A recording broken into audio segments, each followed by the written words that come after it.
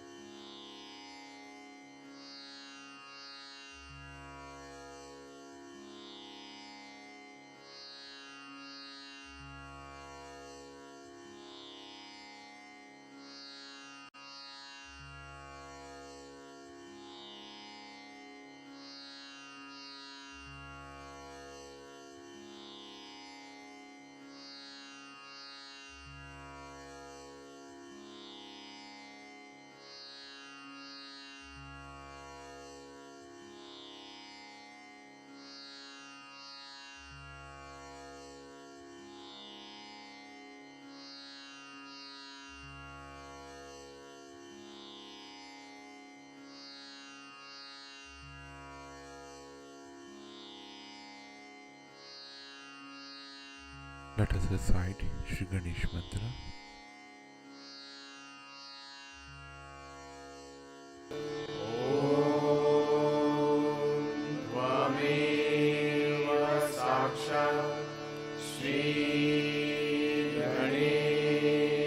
Sakshat Shri Adi Shakti Mataji Shri Nirmala Deve Namo Namah.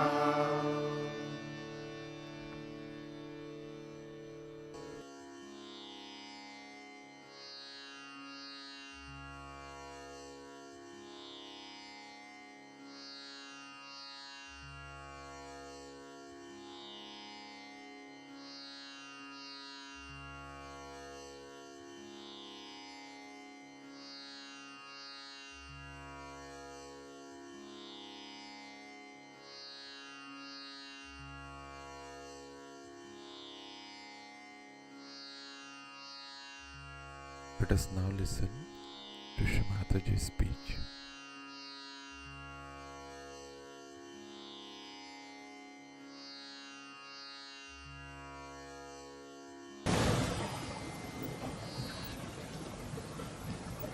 It was very nice to come to Reading again and to meet very nice people like your mayor and another nice person who was interviewing me at the radio station. I am discovering new talents in this place, which is really historically very important. But in the history of spirituality, England as a whole has to play a very, very important role, which perhaps English people don't realize. William Blake has said that England has to become Jerusalem. It has to become a holy land, and you all have to become holy people. He is not a liar, he won't tell you a lie. People can say that he was a visionary and he visualized things beyond his foresight. That's not a fact.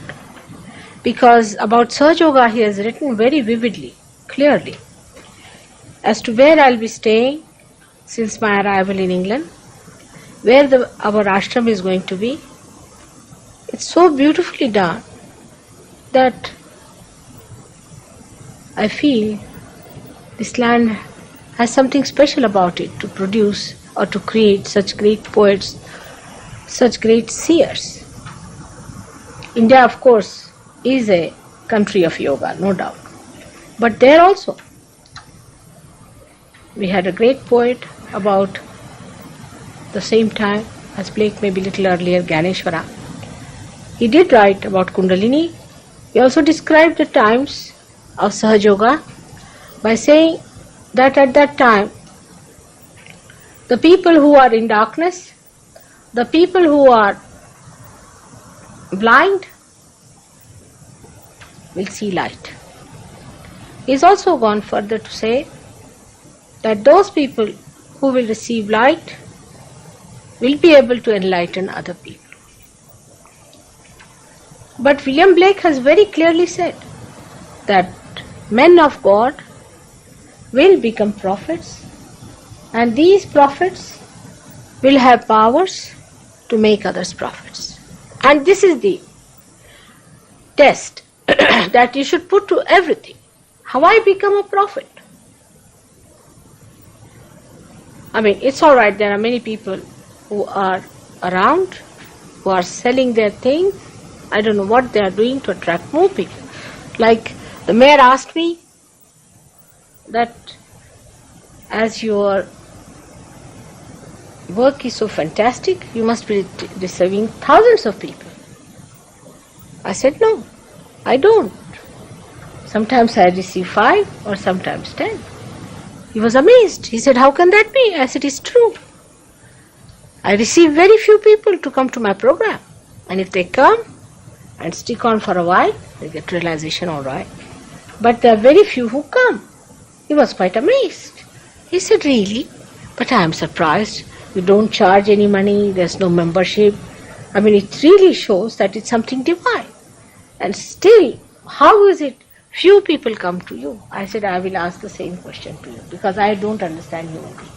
You better answer me that why so few people come and take advantage of this Sahaja Yoga, which gives you the power that is lying within you, which gives you what you have already existing within you, which is your own. It's your own property. Still they don't come, even if you tell them freely you are going to be given all your bank balances. Please come, but they don't come. So I said, instead of asking me this question, for the first time let me ask you this question, I can't understand. But in Indian villages is a different thing, where the people come in thousands. One of the reasons may be that people do not know much about Kundalini, they are naive about that, and they do not know what it means by the word self-realization. What it means, what is a self, and what should it happen to us. Perhaps that may be the reason, one of a sort of ignorance about it. But despite all that, this word self-realization has been used since long by many marketeers, and nobody has been able to give it. Now, if somebody says, yes, it can happen to you, just can happen, I think there should be real interest. But still I cannot explain why. Why is it that few people come and those who come also do not stick on? They have no patience. But with other gurus, he asked me, I said, no, there are many go. Thousands and thousands. There's one fellow whom the British people have given 58 Rolls Royce, and then they gave him a 59th one because he wouldn't come without getting a Rolls Royce from them. So they starved themselves for 1 year and gave him the 59th Rolls Royce. And how many people must have done it? 50,000 people collected that money to give it to this fellow to come down here. Already, now he has 59th, I think he must be waiting for the 60th. Now I won't be surprised that they will be again collecting money for him. One must understand that you cannot pay for God. You cannot buy God by giving him Rolls Royce. He doesn't understand Rolls Royce. He doesn't understand money. He doesn't understand bank. He doesn't know the mint. He doesn't know that you are having a new system of this paper money. He is not aware of these things. But somehow we are so much used to these mundane things, regular things, that we personally, all of us feel that if it is going to be God, he has to be just like us. There should be an organization, there should be a chairman, there should be a vice chairman, there has to be a secretary, and all this organization must be there, and there only if we go, then it's all right. then we are safe, we are secure, because we are used to it. But God's laws and God's domain is very different from what we understand. We have never felt His love. We have been always working all our organizations because we were insecure about something. Every institution is for some kind of an insecurity. Because we are insecure, we think something is going to fall upon us, something horrible is going to happen. That's how we form a thing. Otherwise, our children may be spoiled, or our old people may die, or something may happen. We form an organization. This is not believing in God. Secondly, we form also organizations because we hate. But we have never seen the power of love, which is the most beautiful, blissful, and smoothly working, like a flower becoming a fruit. Have you ever seen a flower becoming fruit? Nobody has seen it. How slowly it becomes. Have you ever seen a bud opening into a flower? You have to put a slow motion camera to catch that slow movement. All that is done by this great power of God, this divine power, which is called as Brahma in Sanskrit language. And to know that Brahma is the idea behind self-realization. It is all pervading, it is working everywhere, but we cannot feel it, and we have to feel that. And how to feel it? How to know that? The only way is to get yourself connected with yourself, which connects you to that all-pervading power, and it starts flowing through you. If you learn the ways and methods, you can maneuver it, you can use it, and you can give it to others also. It's a very simple thing, like putting a connection. Like you come in the room, if you have to put on the lights, you have to just switch on. It's like that. It's very simple. But when you switch on the light, you must know that there's a very huge organization behind this little switch. In the same way, behind all this, there's a very great organization of God Almighty, which we have not known. We have just heard about God. There is God, and let's pray to God, all that. But where is He? What is He? And what are we?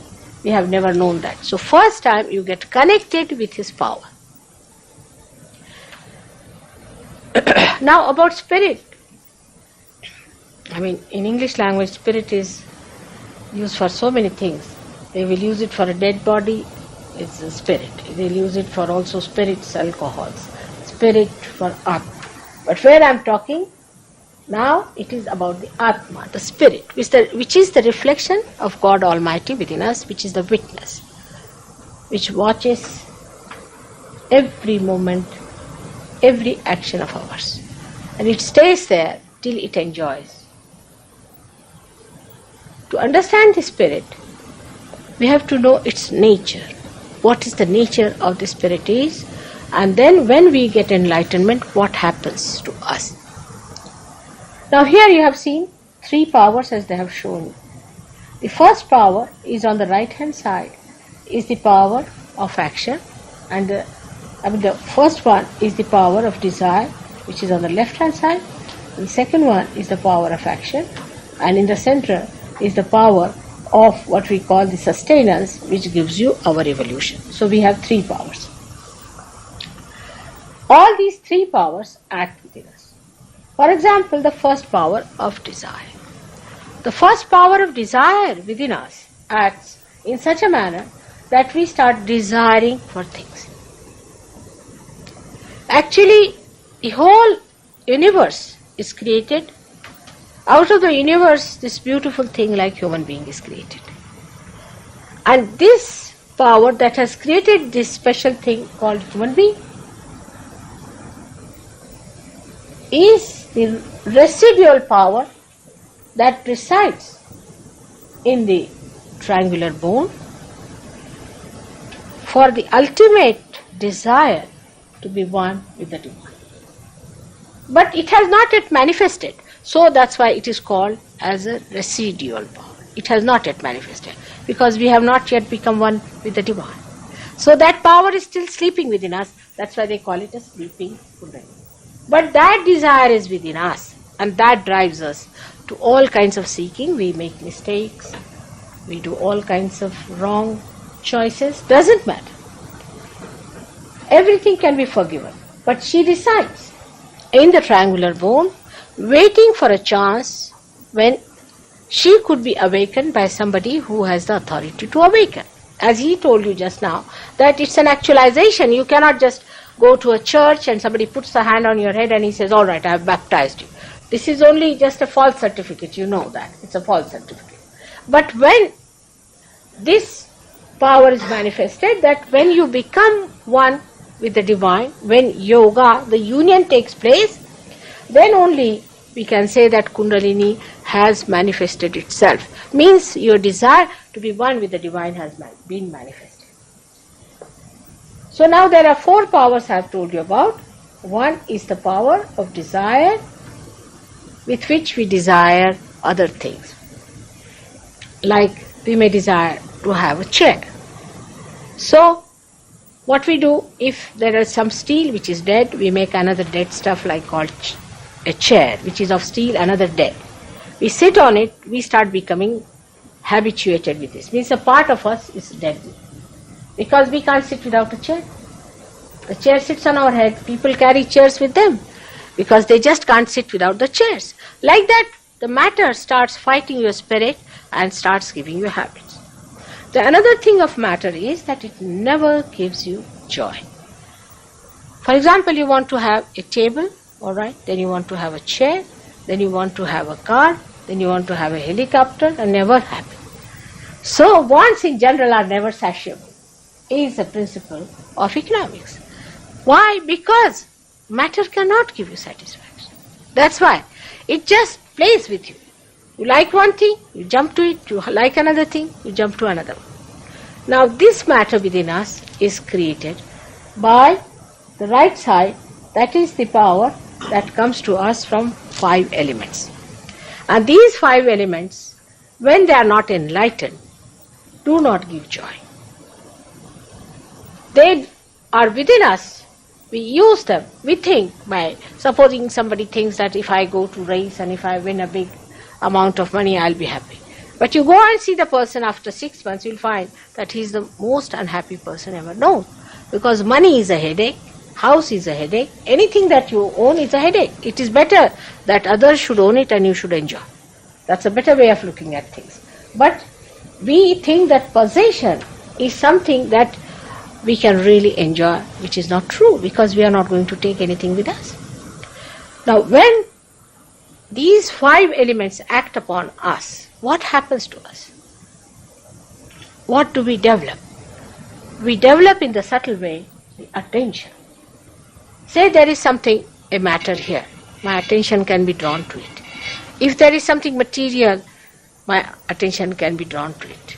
But supposing something is in the ether, I cannot see. Something that is not material, I cannot see it. So the attention cannot be drawn.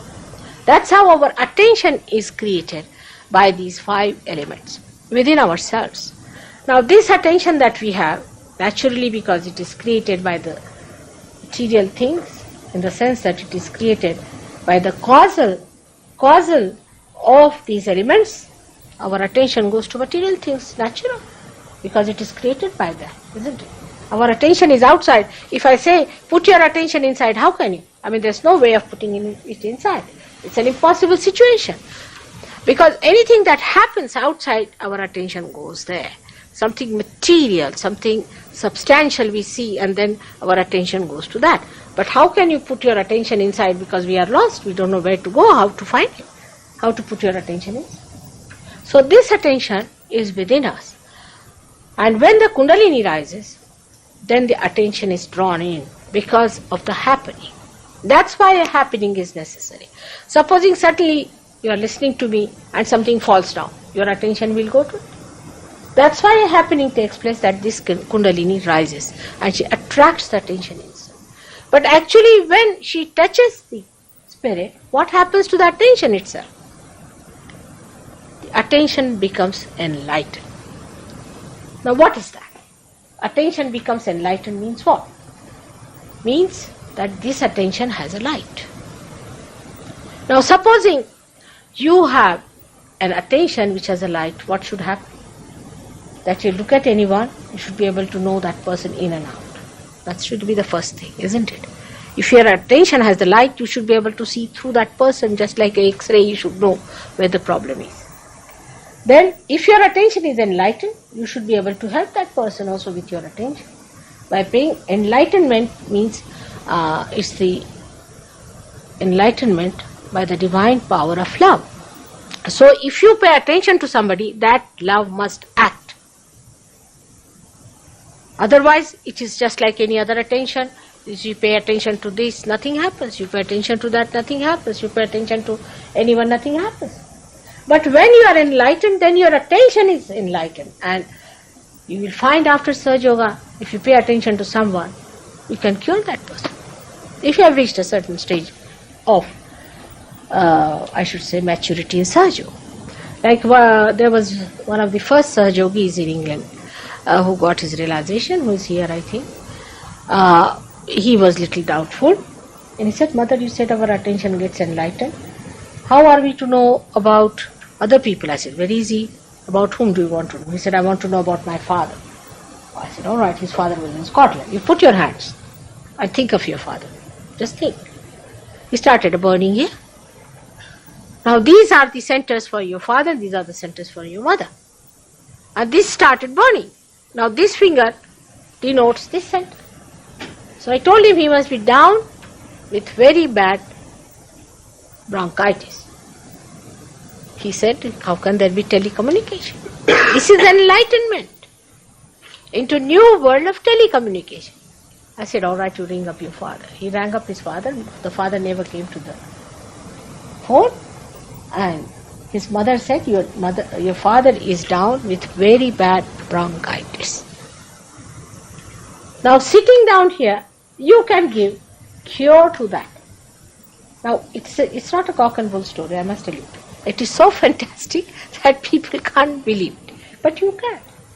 But you have to have certain maturity to do that. If your light is little hazy, then it doesn't work out. I mean, you can cure people. Sitting down here, sitting down in London,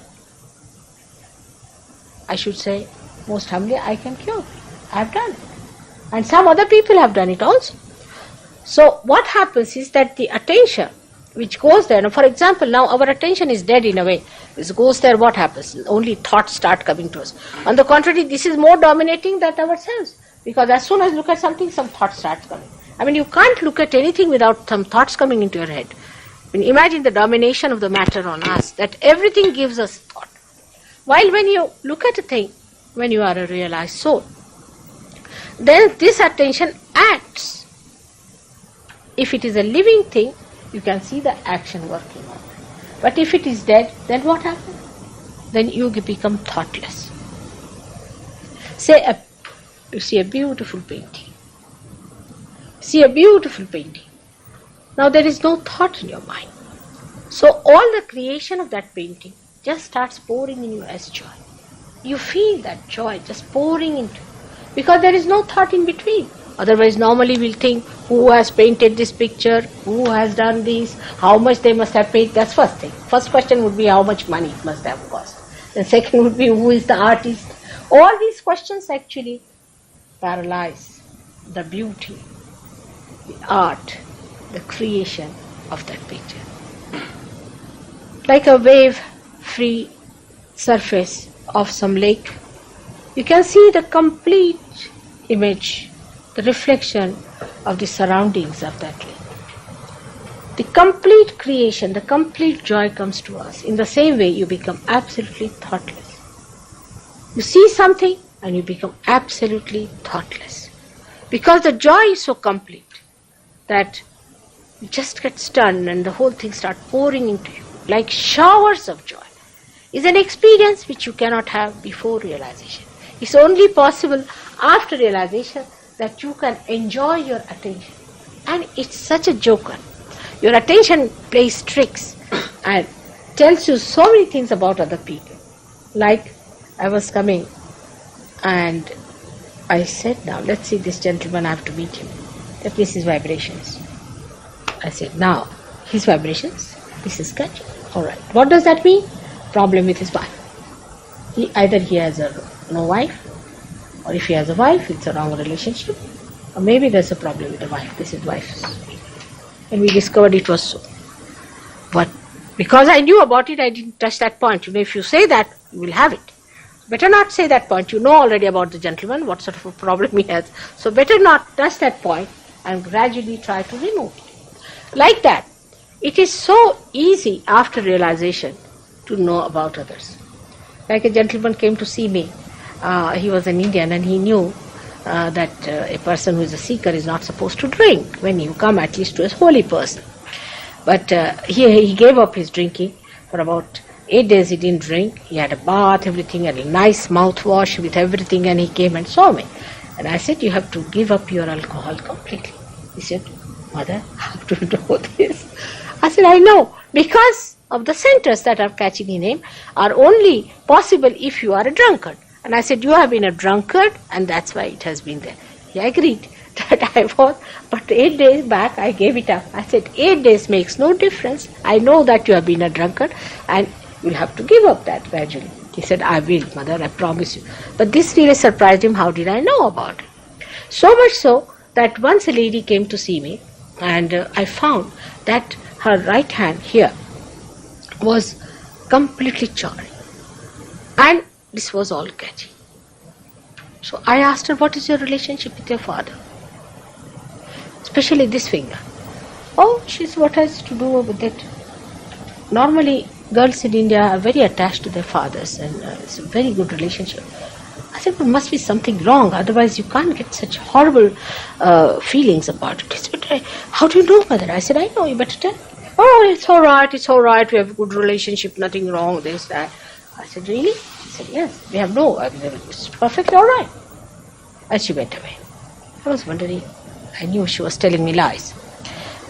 Just after that, her mother came in, and her father. They said, oh, that was our daughter who had come to see you. I said, really? He said, do you know, this girl has filed a suit against me, my father. Really? Yes. And on wrong basis, under the advice of a very wrong person. Her husband is abroad and some wrong person has put ideas into her head and she has filed a suit against me. Oh, I said, see, that's what happened. So the attention gives you all the information when it is enlightened. It corrects the problems, and of all the things it warns you. It warns you beforehand.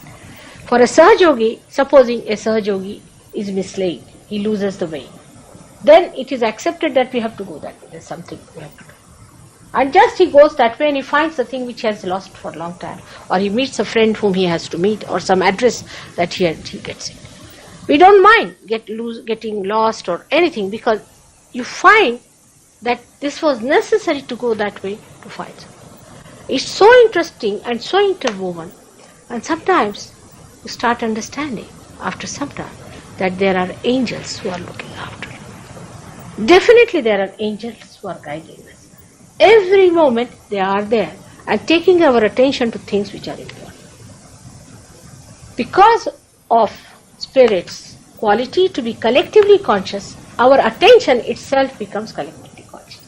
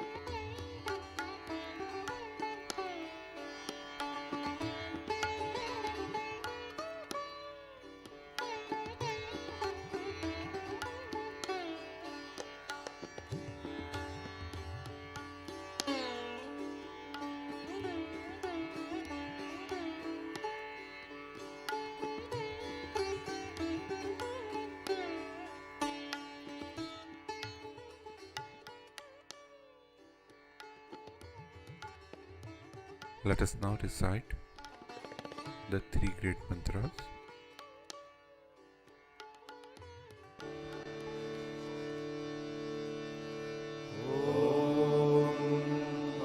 त्वमेव साक्षात् Shri Mahalakshmi Mahasaraswati Mahakali त्रिगुणात्मिका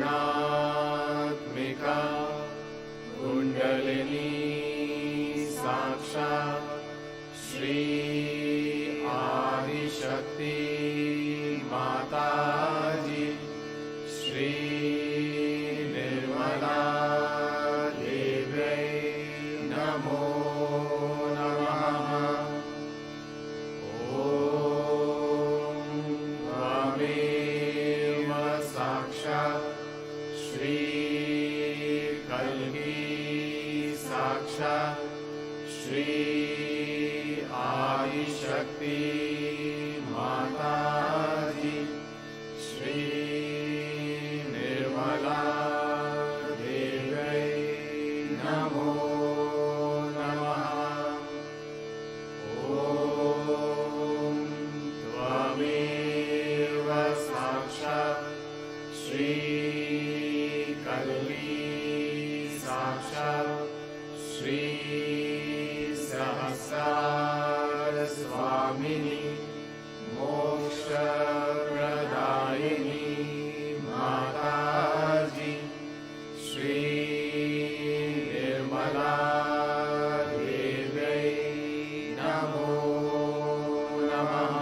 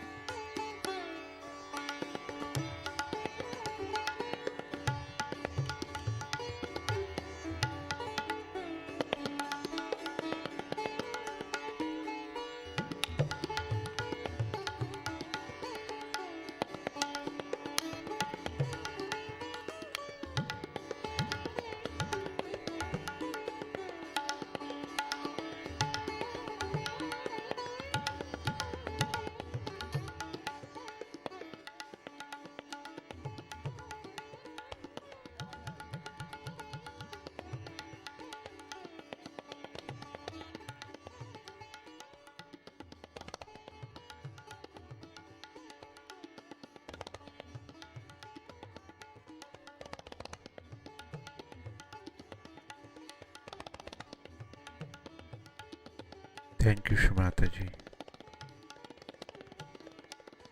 for blessing us with this beautiful morning meditation.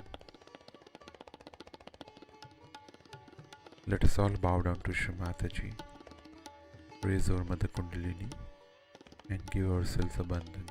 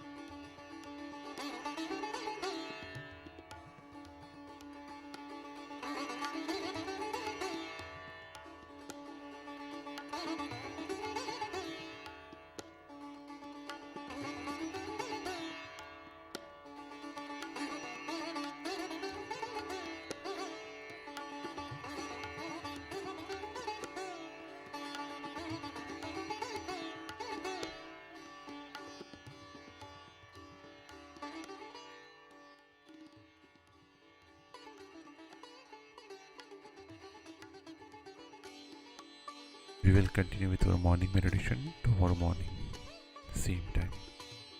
Jai Shri Mataji.